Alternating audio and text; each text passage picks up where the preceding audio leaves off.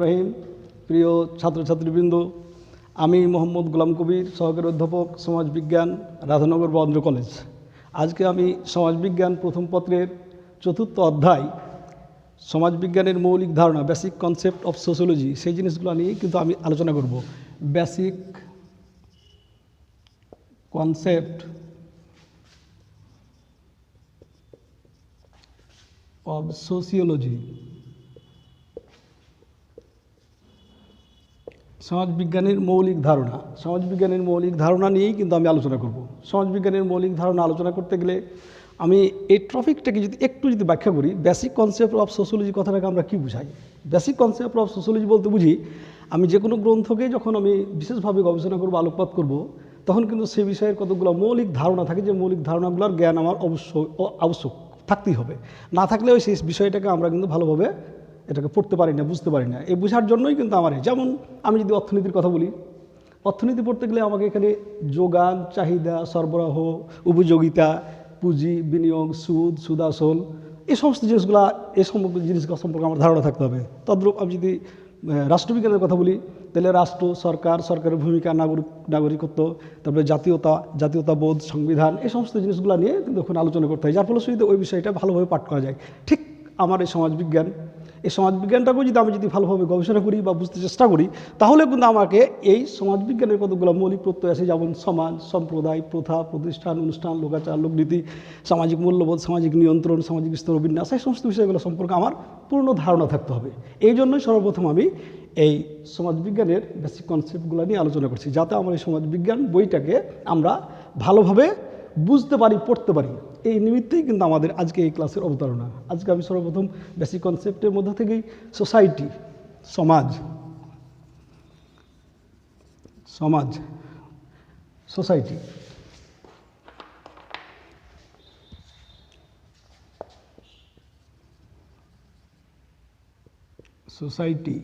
এই সমাজ, সোসাইটি কি, সেই সম্পর্কে আমি আলোকপাত করব।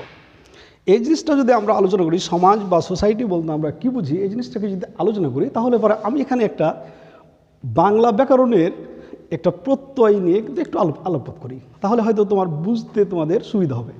আলোকপাতটা করব যেটা নিয়ে, সেটা হলো সমাজ। আমি এখানে আমি যদি এভাবে বলি যে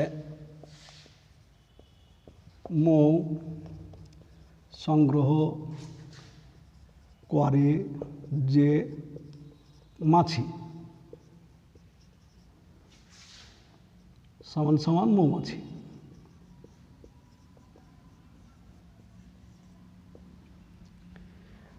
ঠিক একইভাবে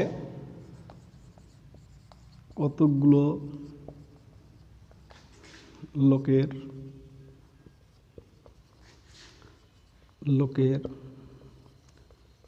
সমষ্টিগত নাম সমান সমান সমাজ। তাহলে এখন আমরা এখানে দেখি যে মৌ সংগ্রহ করে যে মাছি, সেটা হলো মৌমাছি। এখানে কিন্তু আমি বেশ কয়েকটা ওয়ার্ড বা শব্দ ব্যবহার করেছি, 1, 2, 3, 4, 5টা ওয়ার্ড ব্যবহার করলাম। 5টা ওয়ার্ডের সমষ্টি হলো মৌমাছি। তাহলে মৌমাছি বলতে আমরা একটা মাছিকে দেখি, কিন্তু আমরা এখানে এতটি কথা আমরা ওখানে ওর ভিতরে একটা যদি দিই, তাহলে এখানে কী হলো, এটা অনেকটি ওয়ার্ডের সমষ্টিগত নাম, একটা সংক্ষিপ্ত নাম।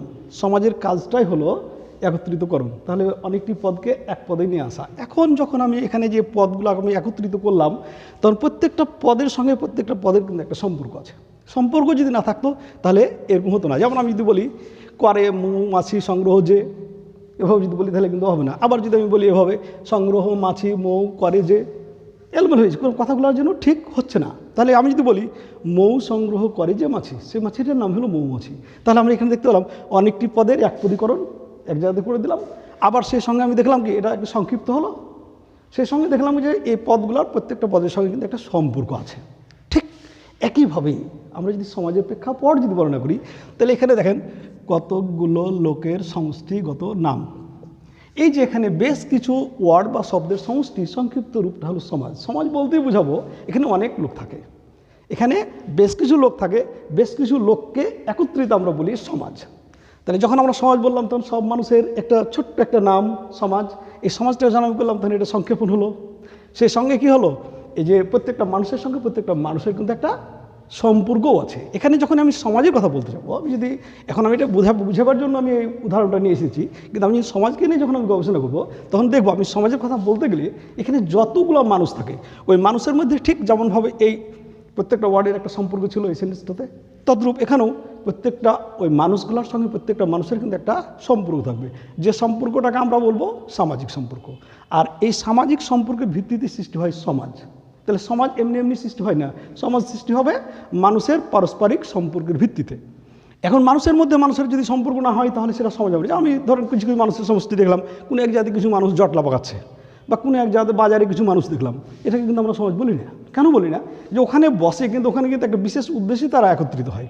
এটা কিন্তু সামগ্রিক জনসমর্থন বা যে সার্বজনীন যেটা আর কি বিশেষ উদ্দেশ্যে তারা একত্রিত হয়েছে, এটা কিন্তু কোনো সাধারণ উদ্দেশ্য সাধন করার জন্য তারা একত্রিত হয়নি বলে এটা কিন্তু আমরা সমাজ বলি না। কিন্তু যখন আমি সমাজের কথা বলবো তখন সমাজে কিন্তু অবশ্যই যতটি মানুষ থাকবে প্রত্যেকটা মানুষের সঙ্গে প্রত্যেকটা মানুষের যে সাধারণ স্বার্থ, এই স্বার্থ মানে সিদ্ধি করার জন্য পরস্পরের মধ্যে একটা ভাবের আদান প্রদান করবে, তখনই সৃষ্টি হবে সমাজ। এখন আমি যদি পারস্পরিক সম্পর্কের কথাটা বললাম, যেটাকে বলা হয় সামাজিক সম্পর্ক, সোশ্যাল রিলেশনশিপ। এখন যদি আমি সামাজিক সম্পর্কের কথাটা বলি, এই যে পারস্পরিক সম্পর্ক বা সামাজিক সম্পর্ক বলতে আমরা কী বুঝি, যদি আমি এই কথাটাকে ব্যাখ্যা করি তাহলে ঠিক আমরা একটা উদাহরণ দিই। যেমন ধরেন যে আমরা এখানে যেমন ধরো যে আমরা এখানে কিছু ছেলে মেয়ে আছি বা দেখছি, আমরা কোনো এক জায়গাতে বসে আছি, অদূরে আমাদের একটা গোলাপের গাছ, এনভায়রনমেন্ট সব কিছু মিলিয়ে ওই জায়গাটা কিন্তু দেখতে চমৎকার। কিন্তু আমরা যারা আছি এখানে কিন্তু আমরা কেউ কাউকে কিছু বলছি না। প্রথমে একজন গেল, জায়গাটাকে প্রদক্ষিণ করলো, ফুলটাকে তুললো, ফুলটা নিয়ে সেন্টেন্ট নিল, এসে চুপচাপ বসে গেল। পাশের জন গেল, সেও যে আবার ওইভাবে একই আচরণ করলো, সবাই এ ধরনের আচরণ করলো, কিন্তু কেউ কাউকে তার মনের ভাবটা প্রকাশ করলো না। যখনই এই যে প্রকাশ যদি না করে তাহলে কিন্তু এটা পারস্পরিক সম্পর্ক সৃষ্টি হবে না। তাহলে পারস্পরিক সম্পর্ক সৃষ্টি করতে হবে কি, তাকে বলতে হবে দেখেন এই জায়গাটা কত সুন্দর, ফুলের গাছটা সেই জায়গাটাতে অপরূপ একটা তার মাধুর্য বৃদ্ধি করছে, কত সুন্দর এই পাপড়ি, গোলাপটার পাপড়ি কত ফাইন, সদ্য প্রস্ফুটিত পাপড়ি, এটা দেখে মনে আমার মেয়ে হচ্ছে, তাই না? আপনার কেমন লাগছে? হ্যাঁ, আমাকেও খুব ভালো লাগছে। তাই এই যে একে অপরের সঙ্গে কানেকশান, এই কানেকশানটাকে আমরা বলবো সামাজিক সম্পর্ক। যার ফলে সেটা সামাজিক সম্পর্ক ব্যতীত সমাজ সৃষ্টি করা সম্ভব নয়। এই জন্য আমরা বলি, একটা কথা বলি, মানুষ মানে man can not live alone, he wants association, this is why man is social being. আমরা জানি যে মানুষ একা একা বসবাস করতে পারে না, ওকে তার সঙ্গী সাথীর সাহচর্য যেতেই হয়। সঙ্গী সাথীর সাহচর্যে গেলেই তাকে আমরা বলবো সামাজিক সম্পর্ক। তার মানে হলো মানুষের একটা সহজাত প্রবৃত্তি, মানুষ মানে স্বভাবগতভাবে সামাজিক এবং রাজনৈতিক জীব। অ্যারিস্টটল বলছেন তার পলিটিক্স গ্রন্থে, তিনি বলেছেন মানুষ হলো স্বভাবতই একটা সামাজিক এবং রাজনৈতিক জীব। যদি কোনো মানুষ কোনো সমাজের সভ্য না হয় তাহলে সে হয় দেবতা আর নইলে পশু। তাহলে আমরা এখান থেকেও দেখতে পাই যে মানুষ মাত্রই সমাজে বসবাস করবে। আমরা যদি সোসাইটির কথাটাকে ভাঙি, এই সোসাইটির একটা ল্যাঙ্গুয়েজ শব্দ হলো সোসিয়াস। সোসিয়াস কথাটার মানে হলো বন্ধুবান্ধব, মানে পারস্পরিক সম্পর্কের ভিত্তিতে ওই মানুষের সমন্বয়। তাহলে এখানে সোসাইটি ভাঙতে গেলেও আমরা দেখতে পাই যে আসলে পরস্পরের মধ্যে একটা কি ভাবের আদান প্রদান থাকতে হবে, অন্যথায় সমাজ সৃষ্টি হবে না। এই সমাজবিজ্ঞানীরা এই কথাটাকে বলতে যে বলেন যে আসলে সমাজ সৃষ্টির মূল উপাদানটা হলো পারস্পরিক সম্পর্ক। পারস্পরিক সম্পর্কটাকে যেটাকে আমরা বলছি সেটাকে আমরা বলবো সামাজিক সম্পর্ক। অ্যান্ড সামাজিক সম্পর্ক বলতে সমাজটাকে সুষ্ঠুভাবে নিয়ন্ত্রণ করার জন্য আমরা প্রত্যেকটা মানুষ প্রত্যেকটা প্রেক্ষাপট অনুষ্ঠান প্রতিষ্ঠানের মাধ্যমেই আমরা কি করি, একে অপরের সঙ্গে সম্পর্কিত হয়, যার ফলশ্রুতিতে আমার এই সৃষ্টি হয় এই সমাজ। তাহলে এখন আমরা এই সমাজটাকে নিয়ে যদি আমরা আরেকটু ব্যাখ্যা করি বা বলি তাহলে আমরা দেখতে পাই আসলে সমাজ হলো সামাজিক সম্পর্কের জাল। এখন সামাজিক সম্পর্কটা ঠিক একই। আপনি সামাজিক সম্পর্ক বলতে আমি কি বুঝি, তাহলে এটাকে আমি যদি একটা জলাশয়ের ওই ঢেউগুলোর সঙ্গে তুলনা করি, ঢেউ আমরা যদি কোনো একটা জলাধারে যাই তাহলে জলাধারে যদি আমরা যদি দেখি তো ওই জলাধারে বেশ কিছু ঢেউ একটা এভাবে কিন্তু কানেক্টেড হয়ে থাকে। আমরা যদি কোনো বালুয়াড়িতে যাই, ওই যে বালুচরে যাই, মরুভূমিতে যাই, তাহলে দেখি মরুভূমির উপর দিয়ে যখন বাতাস প্রবাহিত হয় তখন ওই বাতাসের বদৌলতে ওই মরুভূমিতেও কিন্তু বালুর এই ঢেউগুলা ঠিক ছোটো সুন্দর করে কোনো একটা শিল্পী যেন এটাকে এখনই তার মানে শৈল্পিক রূপ দিয়ে গেলেন। এটা দেখতে কিন্তু বড় চমৎকার, মনটাকে আমাদের পাগল করে দেয়। ঠিক একইভাবে যদি আমি বলি একটা জালের কথা বলি, একটা জালে যেমন একটা গিট দেওয়া, একটা গিট দেওয়া, একটা গিট দেওয়া, একটা গিট দেওয়া, প্রত্যেকটার সঙ্গে কিন্তু সম্পর্কিত হয়ে যায়। একইভাবে আমি বলতে পারি আমাদের সমাজ ব্যবস্থাতে আমরা প্রত্যেকটা মানুষ সেই জলাধারে ঢেউয়ের মতো, ওই বালুয়াড়ির সেই বালুর ঢেউগুলার মতো আবার সমাজে ওই জালের মতো আমরা কি একটা মানুষ আর একটা মানুষের সঙ্গে সম্পর্কিত, এই সম্পর্ক ব্যতীত কখনো কোনো সমাজ সৃষ্টি হতে পারে না। যার ফলশ্রুতিতে আমরা বলতে পারি যে মানুষের সাথে মানুষের পারস্পরিক সম্পর্ক থাকতে হবে। তাই যা হোক, আমি বলতে গেলে অনেক কথা বলতে হবে, অনেক কিছু বলার আছে, কিন্তু এখন আমি অত কথা না বলে আমি এখন সমাজ সম্পর্কে বিভিন্ন সমাজ বিজ্ঞানীগণ কীভাবে সংজ্ঞায়িত করেছেন সে সম্পর্কে আমি এখন কিছু কথা বলছি। যেমন এই সমাজটাকে নিয়ে গবেষণা করতে গিয়ে যত মনীষী অর্থাৎ সমাজবিজ্ঞানী আছেন তার মধ্যে থেকে কিছু কিছু সমাজবিজ্ঞানীর কথা আমরা এখানে তুলে ধরছি। তার মধ্যে সর্বপ্রথম ম্যাকাইভার এবং পেজ। ম্যাকাইভার এবং পেজ তাদের সোসাইটি গ্রন্থে বলছেন যে আসলে society is a system of social relationship and it is always changing. সমাজ হচ্ছে সামাজিক সম্পর্কের জাল, যে সম্পর্কের ভিতরে আমরা বসবাস করি। তাহলে সমাজটা কি? সমাজ হচ্ছে সামাজিক সম্পর্কের জল। সমাজ হচ্ছে সামাজিক সম্পর্কের জাল, সামাজিক সম্পর্কের জাল যার ভিতরে আমরা সকল বসবাস করি, তার সংগঠিত রূপকে। সমাজ হচ্ছে সামাজিক সম্পর্কের জাল যার সমষ্টিগত রূপটিকে যার সমষ্টিগত রূপটাকে বা সমষ্টিকেই বা তার যার সমষ্টিকেই সমাজ বলে। তাহলে আমরা যদি এই ম্যাকাইভার এবং পেজ, এই কথাটা কিন্তু আসলে ম্যাকাইভার এবং পেজের, কার কথা? এটা হলো ম্যাকাইভার এবং পেজ। গ্রন্থটার নাম সোসাইটি। এই সোসাইটি গ্রন্থে ম্যাকাইভার এবং পেজ বলছেন আমরা যে সব সামাজিক সম্পর্কের মধ্যে বসবাস করি বা সমষ্টিগত নাম হয় সেই সমষ্টি রূপটাকে বলা হয় সমাজ। তার মানে একটা মানুষ আর একটা মানুষের সঙ্গে একত্রিত অবস্থান করবে, কারণ এটাই মানুষের সহজাত প্রবৃত্তি। মানুষ কখনো একা একা থাকতে পারে না, যার ফলশ্রুতিতে মানুষ কী করবে? একটা মানুষ আর একটা মানুষের সঙ্গে তার একটা কানেকশান রক্ষা করবে। যখন এই কানেকশান রক্ষা করবে তখন ওই কানেকশান রক্ষা করার মেকানিজম বা ব্যবস্থাপনাটাকে বলা হয় সামাজিক সম্পর্ক। আর এই সামাজিক সম্পর্কের ভিত্তিতেই সৃষ্টি হচ্ছে। তাহলে সমাজ সৃষ্টি করতে গেলে অবশ্যই আমাদের মধ্যে কী হবে? সামাজিক সম্পর্ক থাকতে হবে। সামাজিক সম্পর্ক যদি না থাকে তাহলে কিন্তু সমাজ সৃষ্টি হবে না। যার ফলশ্রুতিতে আমরা এখানে দেখতে পেলাম সমাজটা যখনই সৃষ্টি হয় তখন কিন্তু বেশ কিছু মানুষের কী হয়? পারস্পরিক সম্পর্কের ভিত্তিতেই সৃষ্টি হয় সমাজ। আমরা মোটামুটিভাবে বুঝতে পেরেছি। এরপর আমরা আরেকজন বিশিষ্ট সমাজবিজ্ঞানী যার নাম জিসবার্ট, আরেকটা সংজ্ঞা দেই, সে সংজ্ঞাটা জিসবার্টের।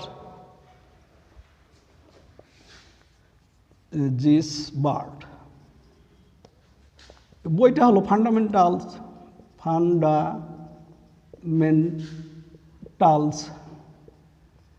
Of sociology.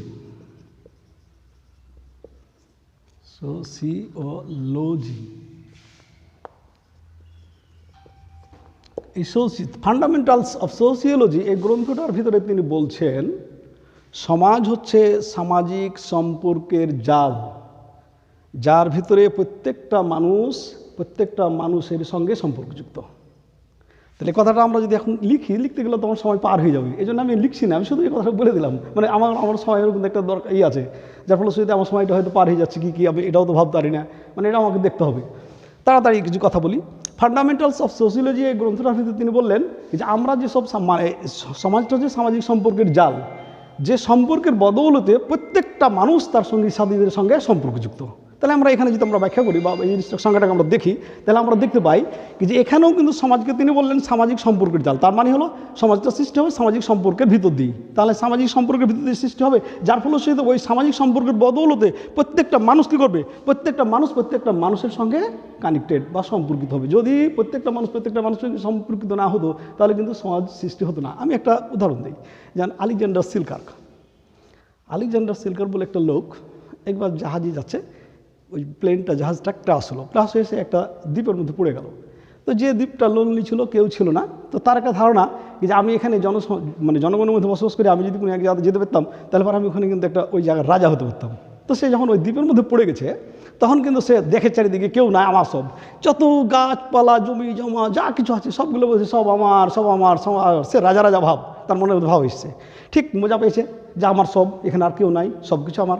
কিন্তু পরক্ষণে কিছুক্ষণ পর দেখে যখন রাত্রি ঘনিয়ে আসছে বা তার কথাবার্তা বলার কোনো মানে মন হচ্ছে কিন্তু কিছু বলতে পারছে না, তখন সে বলছে আস্তে আস্তে আস্তে আস্তে সে কিন্তু খুব নিজেকে বিরক্ত বোধ করছে এবং সে বলছে কি যে না, আমার এরকম রাজা রাজত্বের প্রয়োজন নাই, আমি কি করব, আমি জনগণের মধ্যেই যাব। হে ঈশ্বর, হে আল্লাহ, তুমি আমাকে কী করো, আমাকে জনগণের মধ্যে ফেলে আসো। তার মানে এখানে আমি দেখতে পেলাম যে এই মানুষটা একা একা কিন্তু চলতে পারলো না। ওই একা একা চলতে পারবে না বলেই ওই মানুষটাকে মানুষের সাহচর্য আসতে হবে। আর যখনই একটা মানুষ আরেকটা মানুষের সাহচর্য আসবে, তার মনের ভাবগুলা, ইন্টারাকশানগুলা, মিথস্ক্রিয়াগুলা, পারস্পরিক সম্পর্কগুলোর বদৌলতে একজন আরেকজনের সঙ্গে সম্পর্কিত হবে, তখনই সৃষ্টি হবে সমাজ। যখনই সে একাকী থাকবে তখন কিন্তু সেখানে সমাজ সৃষ্টি হবে না। তাহলে আমরা এখানে বুঝতে পারলাম যে ফান্ডামেন্টাল অফ সোশ্যোলজি যে গ্রন্থে যে তিনি কথাটা বলতে চাইলেন, সেখানে আমরা দেখতে পারলাম কি যে পারস্পরিক সম্পর্ক ভিত্তিতেই কিন্তু সমাজ সৃষ্টি হয়। আরেকটা সংজ্ঞা দিয়ে আমি শেষ করে দিই। আরেকজন সমাজবিজ্ঞানী যার নাম ডেভিড পপিনো। ডেভিড পপিনো বলছে,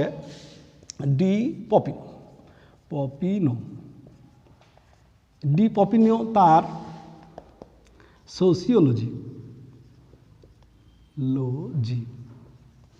সোসিওলজি গ্রন্থে বলেন সমাজ হচ্ছে একটা ব্যাপক সংগঠন। সমাজ হচ্ছে একটা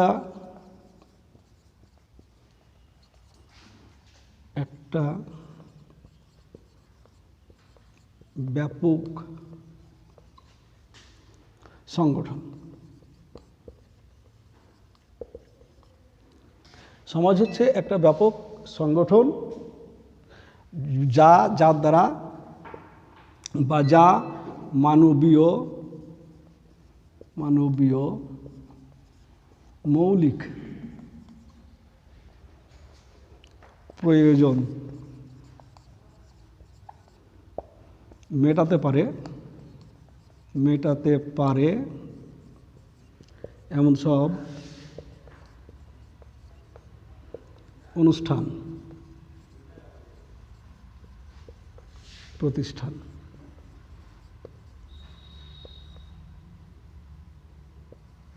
কেই সমাজ বলে। তাহলে আমরা যে ডেভিড পপিনোর সংজ্ঞাটাকে যদি আমরা বিশ্লেষণ করি, তাহলে আমরা দেখতে পাচ্ছি সমাজ হচ্ছে একটা ব্যাপক সংগঠন। সমাজ হচ্ছে একটা ব্যাপক সংগঠন যা মানবীয় মৌলিক প্রয়োজন মেটাতে পারে এমন সব অনুষ্ঠান প্রতিষ্ঠানকে সম্পৃক্ত করে। তাহলে আমরা এখানে দেখতে পেলাম যে সমাজটা যখন বললাম, সমাজটা কিন্তু আসলে একটা সংগঠন, যেখানে কিছু মানুষের সমষ্টি হবে, যেখানে কিছু মানুষের সমষ্টি, সেটাই হলো সংগঠন। আর এই সংগঠনটা হলো কিসের সংগঠন? মানবীয় মৌলিক প্রয়োজন যত কিছু আছে, যেমন মানুষের মৌলিক অধিকার আছে, সেই মৌলিক অধিকারগুলোকে মানে পূর্ণ করবে। তাহলে এই মানবীয় মৌলিক প্রয়োজন মেটাতে পারবে এমন সব নিয়ম কানুন বা সমাজ স্বীকৃত পন্থায় যে সমস্ত আচরণগুলো করি, সেগুলোকে বলা হয় অনুষ্ঠান প্রতিষ্ঠান, যার দ্বারাতে সমাজ